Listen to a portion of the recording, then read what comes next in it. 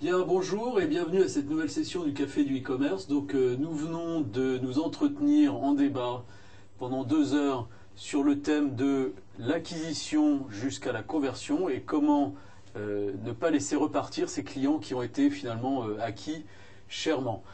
Pour nous entretenir de ce sujet brûlant, nous avons le plaisir d'accueillir Pascal Morvan. Pascal, bonjour. Bonjour Pascal. Bonjour, donc vous êtes le directeur solution de la société Compario. Tout à fait. Nous sommes ravis de vous avoir avec nous. Merci. Merci d'être là. Nous avons également Florent Guibert.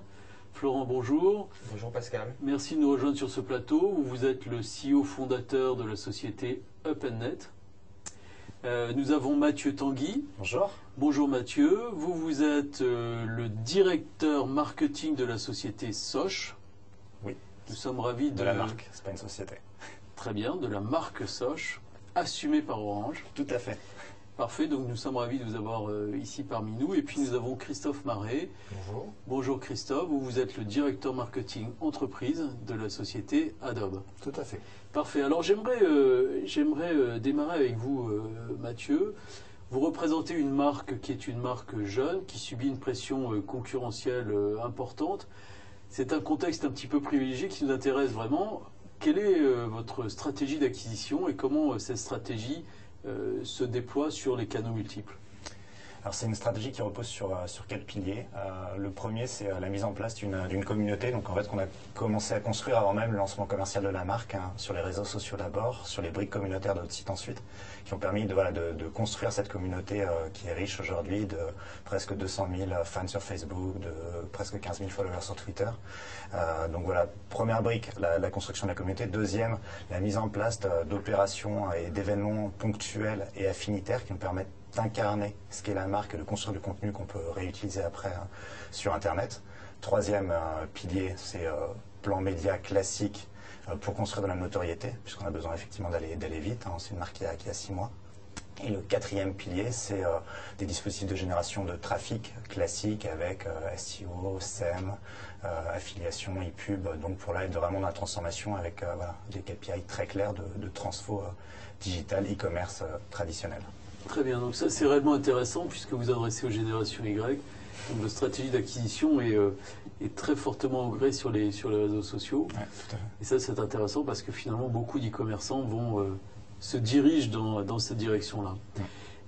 Christophe, j'aimerais qu'on parle un tout petit peu de l'expérience client. Donc on acquiert les clients, très bien. Pour les convertir, il y a cet aspect de l'expérience du client. Et Adobe est particulièrement puissant sur ce domaine-là. Alors, effectivement, dans le cadre en fait, de notre offre digital marketing, nous proposons et nous aidons les plateformes e-commerce à améliorer cette expérience client. Alors, pourquoi améliorer l'expérience client, vous allez me dire? On s'est rendu compte qu'aujourd'hui, le taux de transformation sur les plateformes e-commerce est d'à peu près 2%, alors qu'il est de 50% dans les boutiques physiques, dans les magasins physiques dans lesquels vous allez acheter les produits. Donc là, l'objectif, c'est de recréer au sein même de la plateforme e-commerce une expérience interactive, ludique, pour que les internautes puissent très rapidement choisir leurs produits, les manipuler en 3D, pouvoir avoir des vidéos de démonstration pour pouvoir, pourquoi pas, choisir la couleur de leurs chaussures, par exemple, ou la texture qu'ils souhaitent utiliser. Donc on vient recréer une expérience à peu près unique pour que l'internaute se sente comme dans une boutique et favorise ainsi son acte d'achat.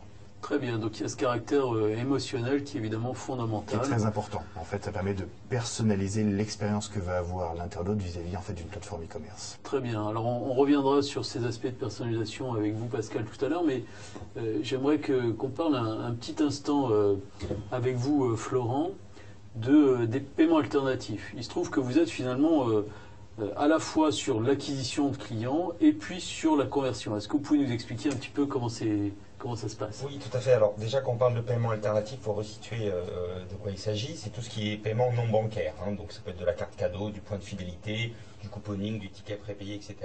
Par définition, tous ces produits ont un réseau d'acceptation fermé, c'est-à-dire des commerçants qui vont accepter, des e-commerçants qui vont accepter ces différents produits.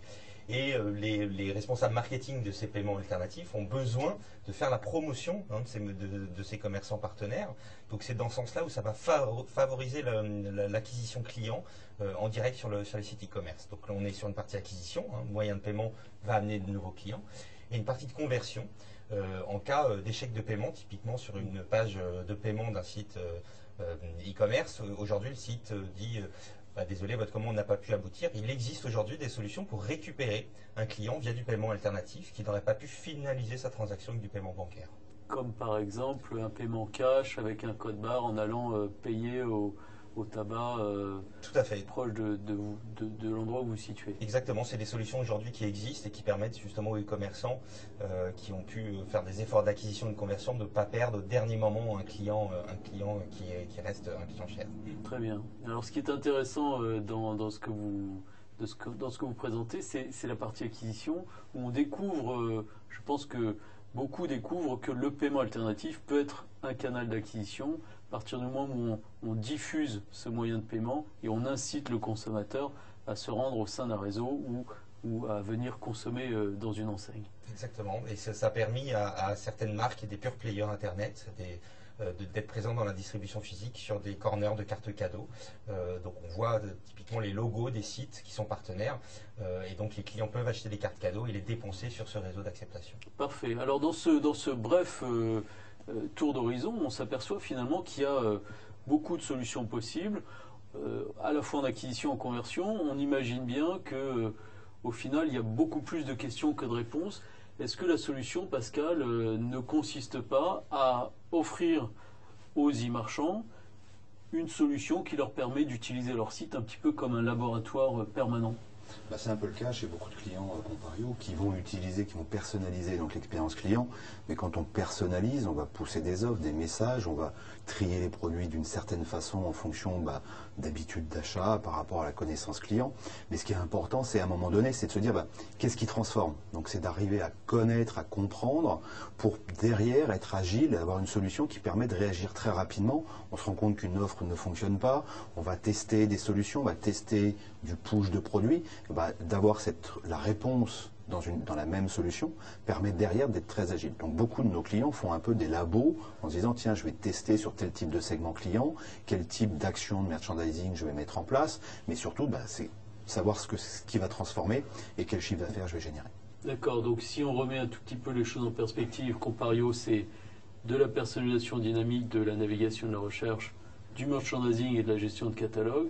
Et ce que vous dites, c'est parce que l'utilisation de cette solution finalement est rapide, facile et peu coûteuse, on peut tester beaucoup de choses, avoir une approche empirique et ajuster un petit peu comme en navigation, être au plus près du vent pour optimiser les performances. C'est exactement ça, on va ajuster la stratégie commerciale par rapport à la réaction qu'on va avoir sur les différents canaux de vente. Très bien.